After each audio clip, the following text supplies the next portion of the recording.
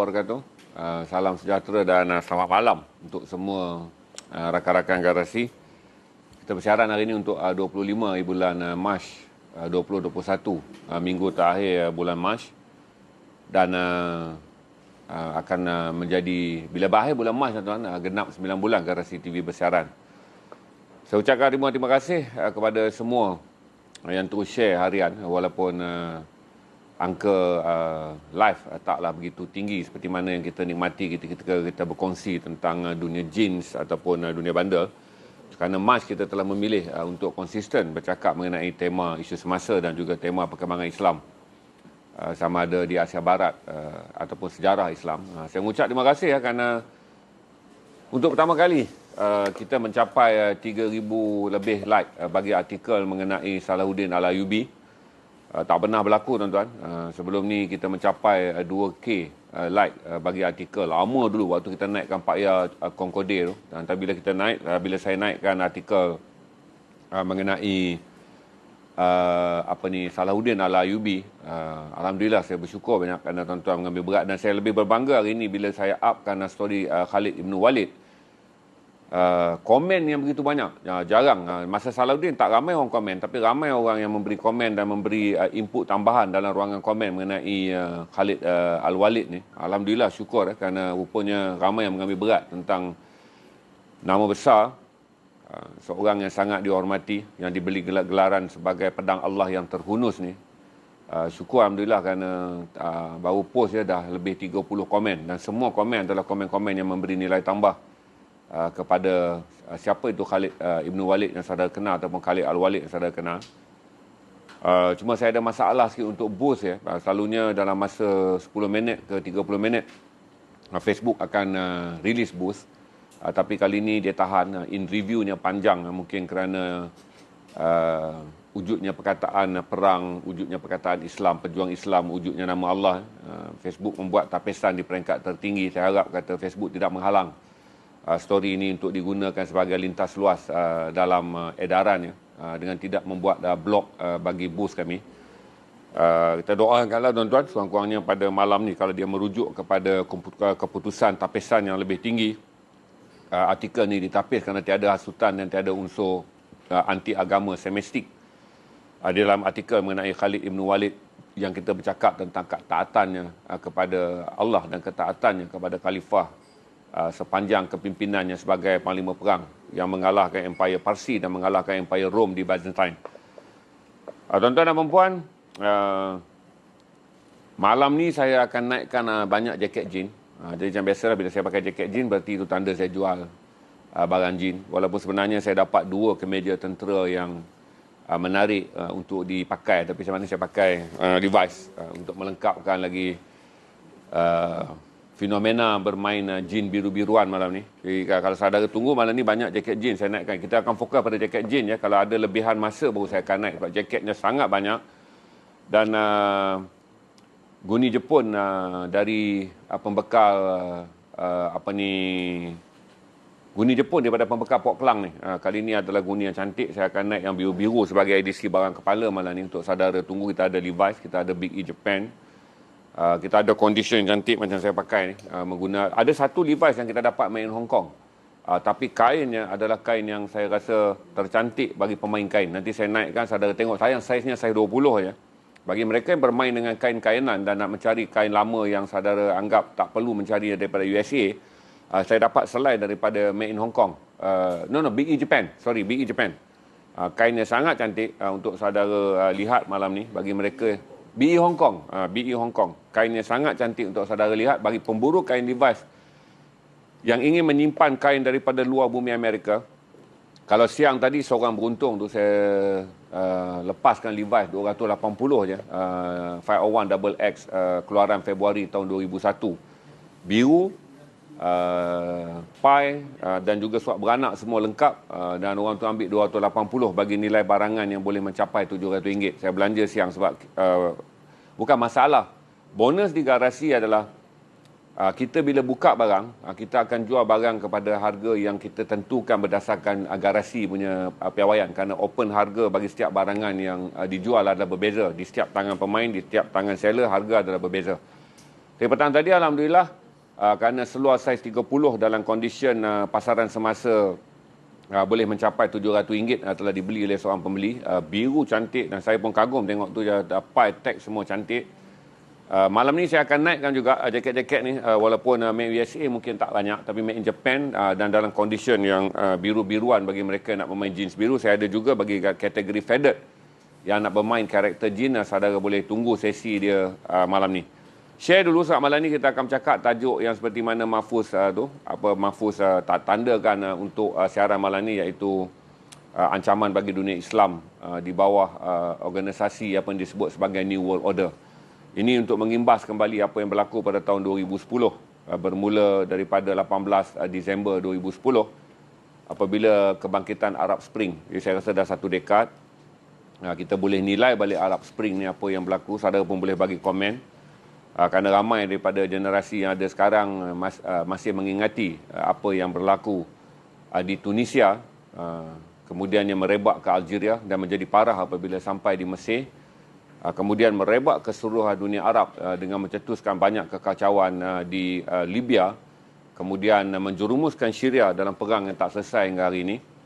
Sedikit demi sedikit dia juga mengganggu Yaman. Ada kebangkitan Arab Spring yang berlaku di Jordan, di Oman, di Qatar, di Bahrain, di Kuwait, di Arab Saudi pun tetapi dapat dikendalikan.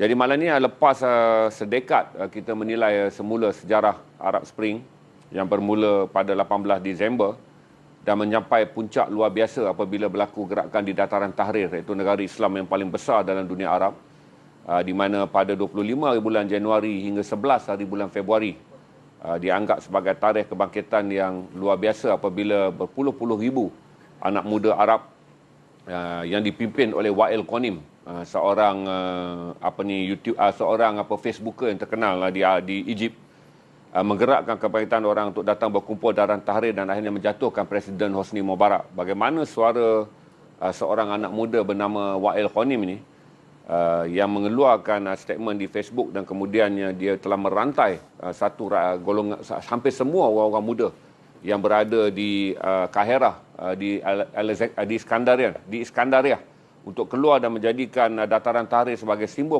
kebangkitan yang luar biasa, apa kita sebut sebagai kebangkitan Arab ataupun Arab Spring. Tuan-tuan dan puan-puan, kenapa saya share adalah kerana hari ini kita share makam dan juga keadaan Masjid Khalid Ibn Walid di Hom, Syria. Walaupun tak banyak orang komen tentang gambar, saya tunjuk gambar sebelum berlaku kekacauan di Syria pada bulan Mac, 15 hari bulan Mac, revolusi perang berdarah bermula di Syria. Walaupun pada bulan Januari telah ada gerakan rakyat bangkit memberontak, tetapi pada 15 Mac wujudnya Syria Liberation Army yang mengisytiharkan perang bersenjata menentang rejim Bashar daripada Parti Bas. Oleh kerana saya lihat keadaan masjid tu dan kemudian kita melihat keseluruhan apa yang ditinggalkan di sebuah bumi yang pernah menjadi perjuangan Khalid Al-Walid untuk menakluk dan menyebarkan Islam dalam perang yang sangat panjang dan sangat bersejarah. Walaupun Khalid hebat kerana dia hanya mengambil masa 3 tahun untuk meruntuhkan Empire Parsi dan meruntuhkan Empire Rome di Byzantine. Tapi yang lebih penting kita akan lihat selepas perginya Khalid Ibn Walid, itu selepas 1,400 tahun, apa yang berlaku ke atas dunia Islam. Ini yang lebih penting. Lepas 1,400 tahun Islam bertapak di negara-negara yang saya sebut tadi lah, di Syria, di Lebanon, di Libya, di Mesir yang berkemelut hingga hari ini, di Iraq juga, kerana Iraq juga walaupun tak terlibat dengan Arab Spring, tetapi kejatuhan pemimpin Iraq apabila tentera Amerika masuk dan menyerang Iraq pada tahun 2003, dia juga memberi ruang kepada rakyat untuk bangkit dan akhirnya menghukum Saddam Hussein di hukuman gantung. Tuan-tuan dan puan-puan, bagi mereka yang masih ingat Arab Spring, saudara juga tak boleh melupakan revolusi Sedar, di mana revolusi Sedar adalah titik-titik awal New World Order, di mana George Soros dan juga rakan-rakannya yang mempromosikan gerakan untuk mewujudkan masyarakat dunia dan sebagai satu DNA, sebagai satu bangsa dan satu bangsa tanpa agama yang dipanggilkan dalam New World Order, kerana Soros dan rakan-rakannya menganggap bahawa dunia akan menjadi lebih baik apabila unsur berbangsa-bangsa dan beragama dihapuskan. Walaupun dia bukanlah komunis, tapi dia adalah satu aliran kapitalis yang cuba meruntuhkan mana-mana negara bangsa yang berasaskan kepada Islam dan bangsa adalah New World Order, dan mereka berjaya melakukannya. Mereka hampir melakukan juga di negara kita, tetapi tidak berjaya untuk meruntuhkan apa-apa institusi, walaupun berlaku perubahan dalam banyak perkara bersangkutan dengan hak asasi. New World Order ini adalah satu gerakan yang berselindung di sebalik aspirasi kononnya mereka ingin menjatuhkan diktator, mereka ingin menentang kerajaan yang korupsi, mereka ingin membentuk ekonomi bagi menghapuskan kemiskinan, mereka mahukan sistem hak asasi yang lebih baik, mahukan pilihan raya yang lebih bebas, mahu mengurangkan kadar inflasi, dan paling penting adalah menjanjikan kepada rakyat di setiap negara yang mereka ingin hasut untuk menjatuhkan pemimpin-pemimpin Islam, supaya negara yang dibangunkan selepas kejatuhan pemimpin Islam tidak lagi berpegang kepada Islam dan tidak lagi bersifat nasionalis berbangsa. Tapi itulah yang termakan. Dan sekarang kita review balik lepas satu dekad, apa yang berlaku di Tunisia, apa yang berlaku di Algeria. Mungkin kelihatannya seperti sama, tiada benda yang lebih baik berlaku sebelum reformasi selepas Presiden Zain al-Abidin yang dijatuhkan di Tunisia. Tetapi apa yang berlaku di Mesir, kemiskinan kekal sampai sekarang, ketidakstabilan kekal sekarang. Apa yang berlaku di Libya, Libya musnah sama sekali. Apa yang berlaku di Syria, Syria perang tak kesudahan hingga hari ini. Setiap hari, walaupun angka kematiannya makin berkurangan, tetapi kita tidak dapat menolak bahawa 5 juta rakyat Syria kini menjadi pelarian. Apa yang terus bergolak di negara-negara yang dianggap menjadi bekas kesan daripada revolusi Arab Spring, memberi kita pengajaran, terutama kita orang Islam di Malaysia. Saya fikir ramai orang Islam di seluruh dunia kini menilai semula bagaimana begitu mudah dan begitu pantas gerakan New World Order yang diasaskan oleh George Soros dan rakan-rakan sekularnya begitu cepat. Yang anehnya tuan-tuan, New World Order ini memang khusus diagendakan ke atas negara-negara Islam. Berarti tiada negara-negara yang ditujukan gerakan New World Order ini adalah negara-negara bukan Islam. Fokusnya adalah gerakan New World Order menganggap negara-negara, 57 buah negara Islam plus Turki juga mereka lakukan, walaupun langsung tidak berjaya, kecuali beberapa tahun lalu hampir berlaku rampasan kuasa di Turki oleh kumpulan pertengahan kepimpinan tentera, tetapi gagal. Tetapi apa yang diasaskan oleh New World Order, walaupun bersembunyi di balik pendemokrasian dan juga hak asasi yang lebih baik, macam saya kata tadi, untuk menentang rasuah, untuk menghapuskan pemimpin diktator, untuk mewujudkan sistem hak asasi yang lebih baik, sistem pilihan raya dan demokrasi yang lebih baik, merendahkan kadar inflasi, menghapuskan kemiskinan, menghapuskan sektarian. Ini yang paling penting untuk kita lihat hari ini, bagaimana Barat melihat bahawa sektarian ataupun pegangan berpuak-puak, yang saya sebut barangkali lebih mudah kalau saya sebut pecahan bermazhab-mazhab, ataupun permusuhan berkumpulan. Sektarian ini luas tafsiran, tetapi dalam Islam ditafsirkan sebagai bermazhab. Tapi saya mentafsirkan dengan lebih berpuak-puak di kalangan Islam dengan menggunakan balik perkataan klasik yang selalu disebut Rasulullah SAW sebagai asabiah. Kedatangan Islam adalah untuk menghapuskan asabiah. Tapi itulah kesannya sekarang yang saudara lihat. Setiap kali kita melihat Turki yang makmur, kita akan membayangkan selama sedekad Barat menggambarkan betapa jahatnya, Barat menggambarkan betapa jahatnya seorang yang bernama Muammar Gaddafi. Muammar Gaddafi digambarkan sebagai kaki betina, kronism, sebagai seorang kleptokrasi, digambarkan sebagai seorang yang mewariskan segala harta kepada keluarganya. Barat mengambil masa yang panjang, tuan-tuan. Media-media Barat yang sepenuhnya dikuasai terutama oleh Time, AOL dan Warner, yang menguasai begitu banyak media daripada perfilman. Pasal Time, AOL, American Online dan Warner adalah gabungan 3 syarikat media yang bersatu dan menjadikan mereka menguasai begitu banyak media. Jadi dengan adanya akhbar-akhbar utama, berita-berita, syarikat-syarikat berita televisyen yang besar seperti CNN, menguasai pasaran filem Hollywood, mereka memberi gambaran begitu besar dalam kempen yang bertalu-talu untuk menggambarkan kejahatan pemimpin Islam. Dalam kes ini saya ambil bagaimana mereka menggambarkan kepada kita semua di seluruh dunia, hingga orang Islam pun percaya bahawa Muammar Gaddafi adalah seorang pemimpin yang fasik, bersembunyi di balik Islam, tetapi sebenarnya kaki betina. Mereka menggambarkan semua komando yang menjadi komando pengiring Muammar Gaddafi adalah wanita cantik yang dipergunakannya diranjang. Mereka menggambarkan kekayaan anak-anak Muammar Gaddafi sebagai tanda kronisme. Mereka menggambarkan bahawa Libya adalah negara yang miskin kerana berlaku kleptokrasi. Ini memberikan sedikit sebanyak kebencian. Apabila berlaku Arab Spring, ramai orang menganggap bahawa Islam akan menjadi lebih baik kerana pemimpin-pemimpin yang digambarkan jahat ni akan dijatuhkan. Digambarkan juga Hosni Mubarak sebagai seorang koruptor yang besar, digambarkan Hosni Mubarak sebagai seorang yang dianggap kronisme, dianggap Hosni Mubarak sebagai seorang diktator, digambarkan negara itu sebagai penuh rasuah. Tapi akhirnya tuan-tuan, yang kita fikirkan hari ini, selepas semua benda ini digambarkan, dan apabila Barat berjaya menjatuhkan semua benda ini, dan apa yang tinggal? Lepas 11 tahun tuan-tuan, saya mengajak saudara berfikir, walaupun kita diminta menentang kebaikan, tetapi hasilnya, walaupun kita diminta, dihasut untuk menentang kejahatan, tetapi yang tinggal kepada kita hari ini adalah kemusnahan yang lebih teruk daripada kejahatan yang kita bayangkan. Saya tak pernah fikir kata Mesir akan menjadi sebuah negara seperti sekarang dengan kadar kemiskinan hampir 70% apabila Mesir melalui reformasi dataran Tahrir yang bermula pada 25 hari bulan Januari hingga 11 hari bulan Februari 2011 tu.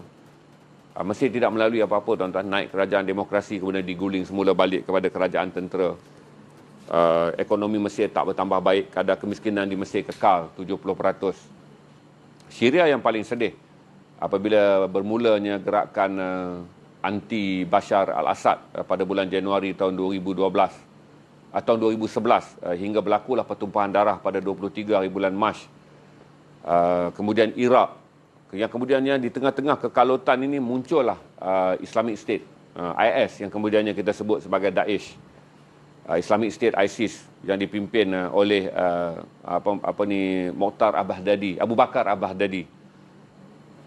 Hingga menjadi kacau bilau tuan-tuan, kita pun tak tahu siapa lagi yang berada di mana dan siapa yang berada di belakang siapa. Sebahagian mengatakan Abu Bakar al-Baghdadi adalah ditaja oleh Amerika Syarikat.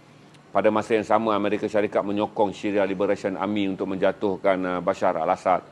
Kemudian datang Rusia membantu Bashar al-Assad, menjadikan hampir negara-negara yang terlibat dengan revolusi Arab Spring ni, yang tinggal dalam kekacauan, menjadi tempat uji kaji, di mana kuasa-kuasa besar daripada Barat dan Timur dan gerakan terorisme Islam menyilap masuk, menjadikan perangnya berpenjuru-penjuru. Hingga hari ini satu pihak yang sama menembak tiga pihak yang berlainan, atau tiga pihak yang berlainan menembak satu pihak yang sama. Itu yang dapat kita lihat. Dan kalau kita renung balik sedekat New World Order yang diasaskan oleh Soros dan rakan-rakannya, kira-kira 200 orang pendana, dan kesemuanya mereka adalah hartawan-hartawan bilioner Barat, termasuklah Oprah Winfrey di dalamnya. Sebagian besar adalah mereka yang dianggap sebagai liberal Yahudi yang walaupun tidak menganggap diri mereka Zionis dan tidak mendekatkan diri mereka dengan Israel, tetapi Yahudi daripada kalangan George Soros. Soros adalah seorang Yahudi yang mahu menjadikan dunia ini adalah dunia yang liberal. Apa yang dimaksudkan dunia yang liberal adalah bererti dalam bahasa yang lain memusnahkan Islam, kerana Islamlah dianggap sebagai penghalang kepada usaha meliberalisasikan seluruh dunia, di mana menghasilkan manusia yang hidup hanya percaya kepada sekularisme tetapi menolak keagamaan sebagai pegangan sebuah negara bangsa. Saya fikir kata itu yang tragik. Pada tahun 2014 dan 2017 saya rasa, 2014 dan 2017 saya berkeliling ke banyak universiti di New Zealand, di Australia. Di New Zealand saya rasa di 7 buah universiti, di Australia di 9 buah universiti. Di Mesir rasa saya bertemu hampir 7 atau 8 pertemuan dengan pelajar-pelajar Islam di Mesir, di Jordan juga, sampai daripada Idlib sampailah daripada Amman ke Idlib dan ke bahagian selatan Jordan. Pada waktu itu pelajar-pelajar sangat terpengaruh, pelajar-pelajar Islam sendiri, selain daripada pelajar-pelajar yang belajar di universiti-universiti bukan Islam yang berada di New Zealand dan juga di Australia. Pelajar-pelajar yang berorientasikan Islam sendiri kelihatan sangat terpersona untuk melihat gerakan New World Order ni sebagai gambaran bahawa kekejaman dan juga pemimpin-pemimpin yang zalim dalam dunia Islam berjaya dijatuhkan hasil usaha orang Islam sendiri. Tetapi selepas sedekat saya rasa kita akan mempunyai renungan yang baru. Saya ambil malam ni untuk kita renung kerana saya telah memuat naik artikel mengenai Khalid Al-Walid, terutama masjidnya, makamnya juga musnah sepenuhnya dalam perang kerana bandar Homs pernah ditawan oleh pasukan ISIS ataupun Daesh.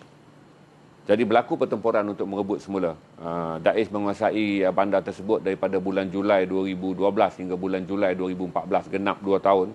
oleh kerana serangan bertalu-talu dilakukan oleh tentera Bashar yang juga anti Daesh serta SLA, Syrian Liberation Army, yang disokong oleh Amerika Syarikat dan sekutu baratnya. Daesh menghadapi perang dua serangan. Walaupun SLA dan juga Bashar adalah musuh, tapi mereka bersatu dalam menjatuhkan Daesh. Dan akhirnya bandarnya musnah. Makam seorang yang dihormati, yang mengislamkanlah, maksud saya dia Khalid bin Walid yang menyebarkan Islam ketika orang-orang yang berada di bumi Syria masih lagi di bawah jajahan Rom, Empire Byzantine. Akhirnya kubur tersebut menjadi kubur seolah-olah sebahagian daripada mangsa kebencian. Apabila kalau saudara lihat foto-foto yang saya share tu, boleh scroll sekejap dan tolong like dan tolong share, kerana saya takut saya mengalami halangan daripada FB untuk boost kerana okey, alhamdulillah dah lepas dah, dia dah in review, mereka dah release dah tu. Selalunya benda yang tentang Islam ni tuan-tuan 3 jam, 4 jam. Ini maksudnya kalau dia dah release ni tuan-tuan, berarti dia mengambil proses lebih kurang 12 jam untuk membenarkan saya boost story tu. Padahal kalau story-story duniawi ni, pasal kasut jin, pasal seluar jin, pasal Momotaro, pasal Evisu, pasal Oni Denim ni tuan-tuan, 10 minit je. Dia dengar je hal tentang Islam, dia mengambil masa sampai 10 jam. Baru release, saya kata admin. Itu yang saya share pada saudara. Ambil renungan bahawa berhati-hati dengan New World Order. Yahudi tak akan pernah berhenti. Selain daripada mereka yang mempunyai wajah seperti parti Likud di Israel yang dipimpin oleh Benjamin Netanyahu, yang terang-terangan bersifat anti-Islam, Yahudi juga datang dengan pakej yang berbeza dalam gerakan New World Order. Berarti mereka pakai begitu banyak pakaian, seragam. Apabila mereka datang kepada kita untuk bercakap dengan golongan yang bukan agamawan, mereka mengatakan dunia akan menjadi lebih baik dengan membaiki sistem demokrasi dan jatuhkanlah pemimpin-pemimpin Islam yang mereka gambarkan di media-media mereka sebagai zalim. Apabila mereka pergi kepada sektarian di mana berlaku perselisihan faham kerana perbezaan mazhab, A akan menyokong B dan B akan menyokong C. Untuk memecah belahkan lagi ruang yang paling sensitif dalam Islam adalah sektarian, iaitu perbezaan mazhab dan cara berfikir. Oleh kerana Barat tahu bahawa paling mudah untuk memecah belah dan menjadikan orang Islam saling mengangkat senjata membunuh satu sama lain adalah sektarian, iaitu laga-lagakanlah mereka di kalangan perbezaan pendapat mereka. Jadi hati-hati tuan-tuan, sebab tu saya selalu menekankan, kata kita belajar setuju untuk tidak bersetuju, untuk membolehkan ke tahap kematangan kita dapat ditingkatkan, dan akhirnya apabila kita boleh mengawal saling tidak bersetuju dengan cara hormat menghormati, sukar bagi Barat untuk melaga-lagakan kita. Tragedi yang berlaku di Mesir, tragedi yang berlaku di Libya, tragedi yang berlaku di Iraq, tragedi yang berpanjangan di Syria sekarang, yang tak pernah bersudahan juga di Yaman kerana isu sektarian, tidak lagi menjadikan kita umat yang mudah dilaga-lagakan oleh Barat, kerana orang Barat tahu suhu sektarian atau suhu mazhab adalah sangat tinggi di kalangan orang Islam. Kalau kamu nak melaga-lagakan mereka, janganlah kamu laga-lagakan mereka tentang hal yang asas, tapi laga-lagakanlah mereka tentang hal yang furush, hal yang khilaf, kerana mereka akan berkelahi dengan dahsyatnya tentang hal-hal yang khilaf hingga mereka melupakan bahawa mereka adalah umat yang berpegang kepada syahadah yang sama. Itu saya bincang sedikit malam ni. Saya harap memadai untuk mengimbau sedekat keruntuhan Islam, walaupun bermula pada 18 Disember tahun 2010, tapi saya anggap kata krisis di Syria, kita ambil di Syria lah, kerana Syria bermula perang pertumpahan darah pada 15 bulan Mac 2011, maka ini bulan Mac genap 10 tahun. Jadi kita renung Syria yang telah pun 10 tahun bermandi darah pada genap 15 Mac yang lalu, dan ambil iktibar kerana kita juga berada dalam keadaan mudah meletup apabila hal-hal digambarkan, perkataan kleptokrasi, perkataan kronism, perkataan liberal, perkataan mahukan demokrasi yang lebih baik, perkataan yang memburuk-burukkan Raja Melayu yang menjadi pelindung kepada agama dan bangsa, perkataan menyebabkan bahawa sistem undang-undang dan kemajuan negara menjadi lebih baik kalau Islam tidak menjadi penghalangnya, menggambarkan sistem perbankan dan segala macam sistem yang orang Islam sangat gairah untuk balik kepada Islam ni sebagai satu yang menghalang bagi mereka yang bukan Islam, pemodal bukan Islam, untuk meraih keuntungan berganda, sebagai halangan dan akan meletakkan kita dalam keadaan berpecah belah. Saya fikir kata kerenggangan di antara kaum tidak seburuk kerenggangan orang Islam sesama orang Islam kerana masalah perbezaan fikiran. perbezaan pandangan. Saya rasa suhu lebih panas di kalangan orang sesama Islam apabila mereka berbeza pandangan berbanding suhu apabila berlaku perbezaan di antara kaum-kaum yang berada di Malaysia. Orang Malaysia nampak matang mengendalikan perbezaan berbilang bangsa, tetapi sesama Islam kelihatannya tidak dapat mengendalikan emosi dan juga kebencian apabila datang tentang perbezaan pandangan dalam Islam. Itu je. Kalau ada orang lain bagi pandangan ataupun tuan-tuan nak tanya soalan, kita boleh ambil sekejap. Kejap lagi saya nak naikkan pesta jaket jin saja untuk malam ni. Kita share je. Tak ada apa sangat yang untuk diperpanjangkan kecuali jadikan satu renungan je. Saya pun taklah bertazkirah pada saudara ataupun tak menyampaikan bayan pada saudara, tapi kecuali mengimbau untuk menyampaikan sedikit ruang kita berfikir, kerana Mac adalah genap 10 tahun Syria bermandi darah. Perang yang mengorbankan hampir 250,000 orang, yang menyebabkan 5 juta orang menjadi pelarian di luar bumi Syria dan 6 juta orang menjadi pelarian di dalam Syria. Syria adalah sebuah negara yang mempunyai kira-kira 28 juta penduduk, bumi yang sangat indah dan sangat menarik untuk dilawati. Kalau tanya saya, tak adalah momen yang lebih menarik, tuan-tuan, apabila menaiki JMC merentas Amman ke Jordan guna padang pasir tu. Tak payah pakai flight.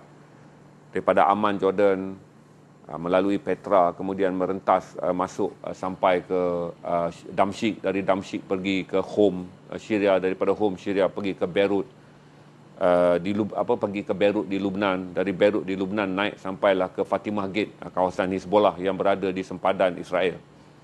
Tapi hari ini, tuan-tuan, semua kawasan tak dapat kita ziarahi, bukan kerana dia dijajah ataupun dia ditakluk oleh kuasa asing seperti mana yang berlaku pada Iraq dan Syria, tetapi kerana orang kuasa asing berjaya melaga-lagakan orang Islam. Hingga hari ini pembunuhan yang paling besar memakan nyawa dalam 10 dekad yang terakhir ini adalah pembunuhan Islam sesama Islam, berbanding korban orang Islam di tangan bukan Islam dalam perang-perang yang lain. Itu saja saya share dengan saudara malam ni. Tuan-tuan bertanya tentang apa nasib orang Malaysia yang berada di Syria sekarang, iaitu saya dah pernah jawab dah ni tentang Brigade Nusantara ni di Raqqa, nama tempat tu. Ketika saya menulis sebuah skrip filem yang filmnya tidak ditayangkan sampai hari ni, saya menuliskan sebuah skrip filem mengenai isu ni, bagaimana terorisme ni dibentuk. Dia banyak mengilhamkan saya, banyak cerpen saya yang saya hasilkan di majalah Svara. Saya ada penulis di Berita Minggu, cerpen pengalaman real saya bertemu dengan seorang gadis yang ingin memasuki Turki sebagai pejuang. Brigade ini adalah brigade yang dipanggil sebagai Brigade Nusantara, ataupun mereka dikenali dalam kod rahsia sebagai Brigade 400. Brigade 400 ini adalah brigade yang disertai di tempat bernama Raqqa. Raqqa daripada Turki tak jauh.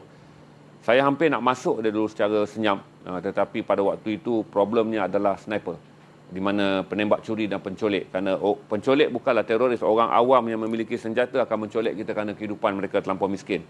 Jadi seorang ejen Turki memberitahu kepada saya adalah tidak selamat saya masuk, walaupun dia boleh bawa saya ke jalan yang selamat, tetapi dia kata anda mungkin bertemu dengan seorang yang lapar, dan seorang yang lapar mungkin memiliki pistol, dan seorang yang lapar mungkin membunuh anda untuk mendapatkan sedikit wang untuk membeli roti, bukan kerana anda ini adalah musuhnya, tetapi kerana dia telah bertukar menjadi seorang perompak. Jadi saya tak masuk ke Raqqa, tapi saya study banyak brigade ni.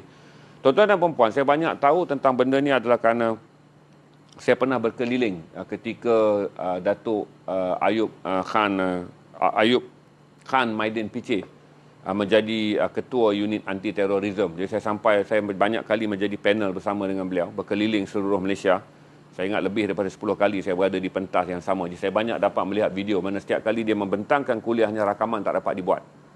Jadi dia mendedahkan bagaimana gerakan ini dilakukan, pembunuhan, ideologi, penyebaran, perekrutan. Dan saya pernah menulis juga di FB Garasi TV. Kalau saudara Google, kalau saudara pergi dekat FB dan saudara cari dia dekat find tu, tentang artikel, so, masuk situ saja tentang Daesh, saudara akan dapat satu artikel saya menulis bagaimana rakan sekolah rendah saya yang mempunyai perniagaan yang sangat berjaya, tetapi akhirnya ditahan di bawah Akta Poka kerana menjadi simpatisan kepada Daesh. Grup tu saya tak tahu, dah hampir tak ada sebab Raqqa dah kalah perang, dan Daesh pun dah tak wujud dah, dan mereka pergi ke sana tidak menyokong Syria Liberation Army ataupun berada dalam menyokong Bashar, tapi mereka pergi menyokong untuk menubuhkan sebuah negara Islam berdasarkan panji-panji hitam tu.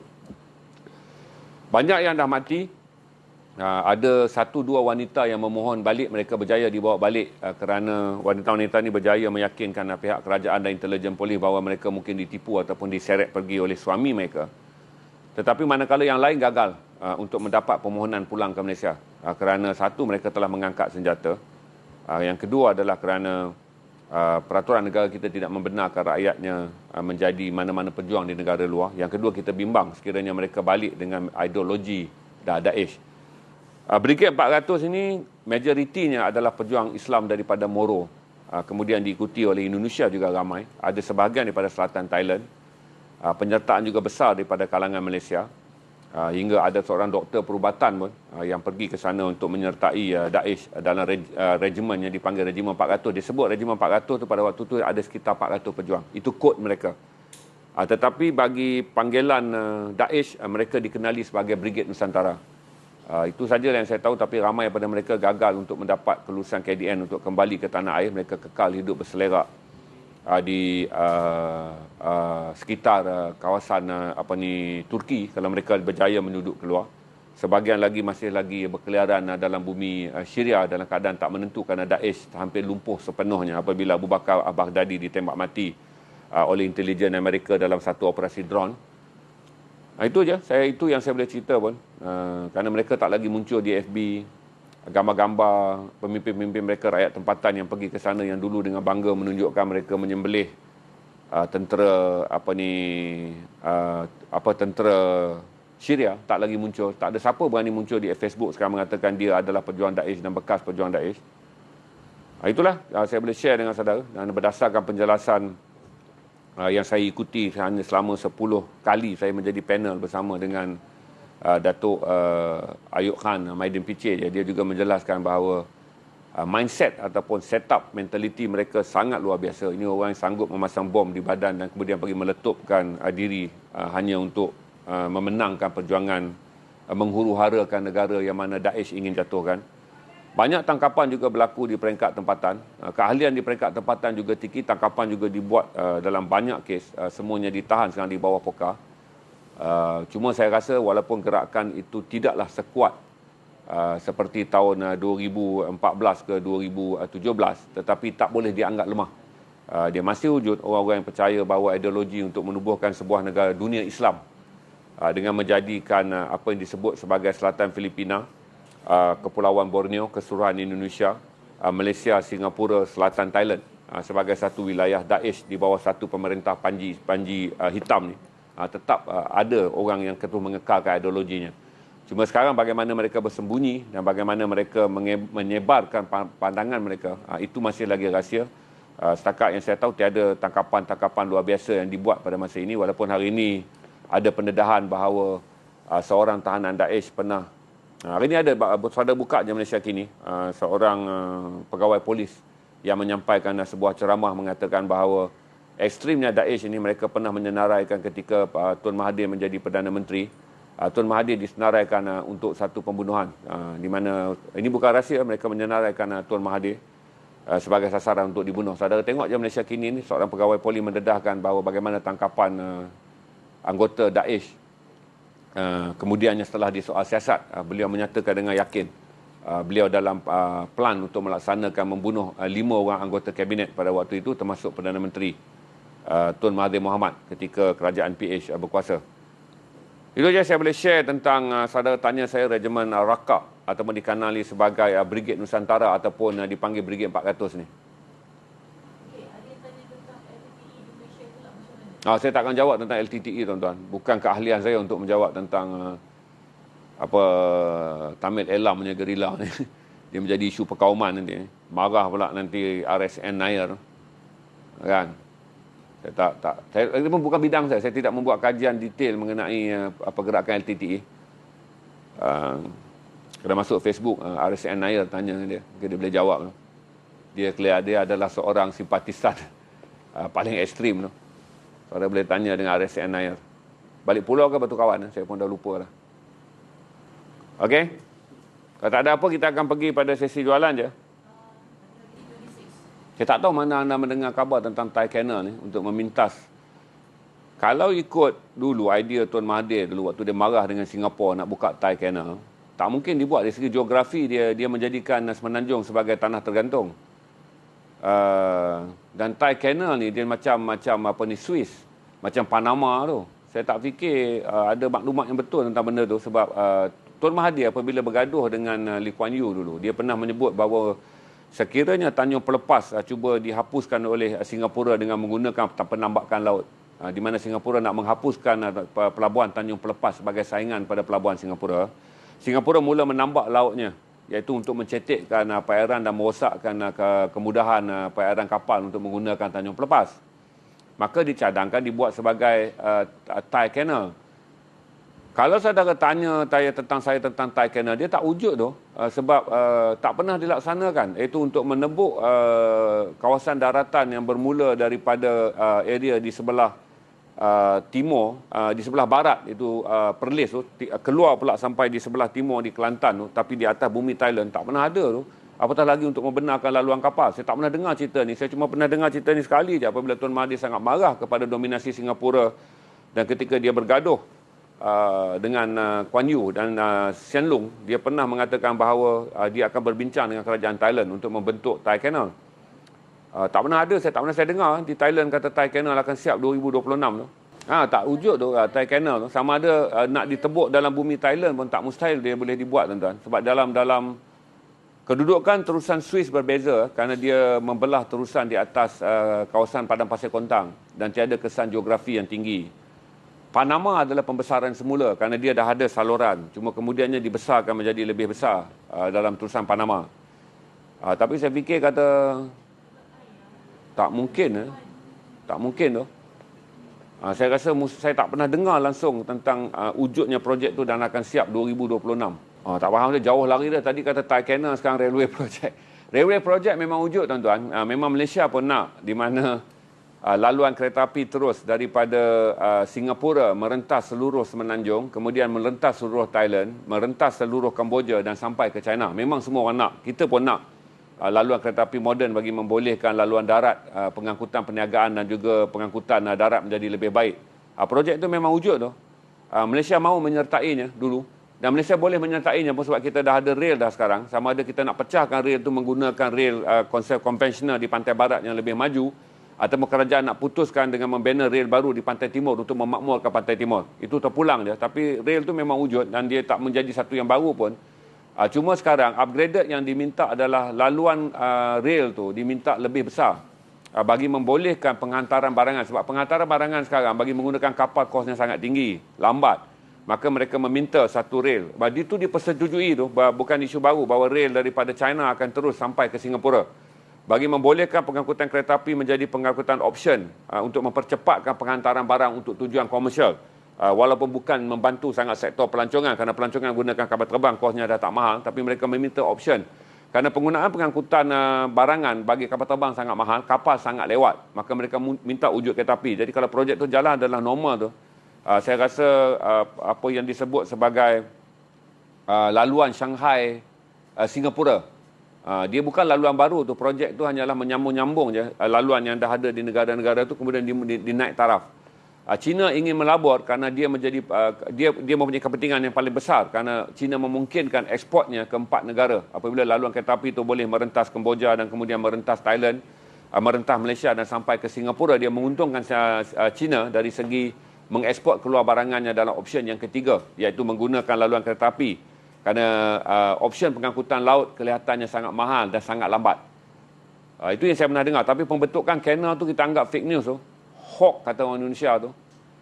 Fake news tu tak pernah tu. Tun Mahathir je waktu dia marah betul dengan kerajaan Singapura kerana tak mau buat jambatan Bangkok dan tak mau buat laluan yang kedua, dan kemudian apabila Singapura dengan jahat dan dengan niat jahat menambak lautannya bagi menyempitkan Selat Teberau dan mengganggu operasi Tanjung Pelepas sebagai pelabuhan Malaysia, Tun ada berbincang. Tapi waktu itu ramai orang menganggap bahawa kenyataan Tun lebih kepada menyindir secara sarkastik kerajaan Singapura. Tapi lepas tu diam. Tak mungkin, tuan-tuan, berbilion duit nak ditanam dekat sana, tak ada yang akan menyokongnya kerana faktor geografi dan kemudian dia mungkin mencetuskan kesan alam sekitar yang sangat besar.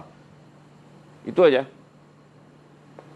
Kalau kapal kereta api tu saya setuju tu projek lama tu, dia bukan projek baru tu, dia hanya rentas sambung dan negara-negara yang nak menggunakan kereta api yang berkualiti bagi pengangkutan barangan harus meningkatkan kualiti gerabak dan juga kualiti railwaynya, rebuh rayanya.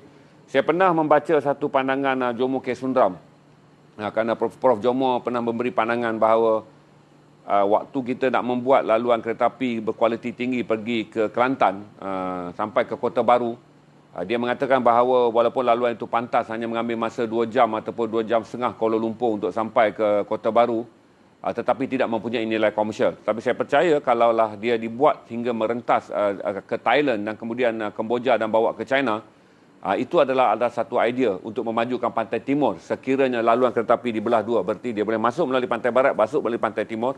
Dia akan memakmurkan orang-orang di Kelantan dan di Terengganu dan di Pahang yang akan menikmati laluan projek tersebut. Sekiranya laluan kereta api Kuala Lumpur Beijing dipecah dua, apabila sampai saja di Thailand, laluannya dipecah dua masuk ke Malaysia, bagi memungkinkan barangan yang nak dihantar ke pantai timur melalui sektor negeri Kelantan dan negeri Terengganu dan Pahang, manakala yang akan melalui pantai barat akan menggunakan Perlis, Kedah, Perak, Pulau Pinang, Kuala Lumpur dan tunya sampai ke Singapura.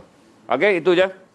Saya bagus tu kita bercakap banyak tentang isu yang saudara agak concern mengenai perkembangan ekonomi, perkembangan yang sangat futuristik. Alhamdulillah, tanya itu kadang-kadang saya seronok stream dengan saudara. Walaupun saudara kadang-kadang tanya soalan di luar daripada kotak fikiran, tetapi dia menunjukkan concern saudara. Keprihatinan saudara untuk melihat bagaimana negara ini berkembang. Dan saudara nampak semua orang berasa sama concern macam saya, iaitu melihat China dengan lebih berhati-hati. Bukan lihat China dekat Jinjang, tuan-tuan, melihat China, CHINA, melihat China dengan lebih berhati-hati. Kerana saya fikir kata sekiranya kita kurang berhati-hati melihat pelaburan China, peranan China, kerana waktu sekarang China juga adalah rakan dagang kita yang kedua terbesar. Tapi kalau kita tidak berhati-hati, dia boleh menjadi apa yang saya sebut, China adalah bukan China sekali lagi, China. China adalah sahabat yang perlu diawasi. Tetapi kalau kita anggap dia musuh, dia adalah musuh yang perlu didekati. Sebab dia memberi banyak peluang perniagaan dan peluang ekonomi. Kalau kita anggap dia musuh, kita dekati. Tapi kalau kita anggap dia kawan, dia harus diawasi. Kerana terlalu rapat menyebabkan dia boleh menelan kita, kerana kedudukan kewangan dan juga pelaburan China di sesebuah negara boleh menyebabkan maruah dan juga kemerdekaan sesebuah negara akan terjejas, kerana ekonominya boleh diambil alih oleh China berikutan kesan lambakan wang yang besar apabila China melabur di satu-satu negara. Okey? Dah 45 minit, saya ingat esok kita jumpa lagi. Kita ada lagi sesi petang dan malam. Satu hari nak kupas semua, letih tak saudara. Tapi terima kasih pada mereka yang bertanya, terutama yang concern mengenai kedudukan rakyat Malaysia yang pernah menyertai Brigade Rakak ataupun dikenali sebagai Brigade 400 ataupun dipanggil sebagai Brigade Nusantara. Saudara yang bertanya mengenai China dan pengaruh ekonominya.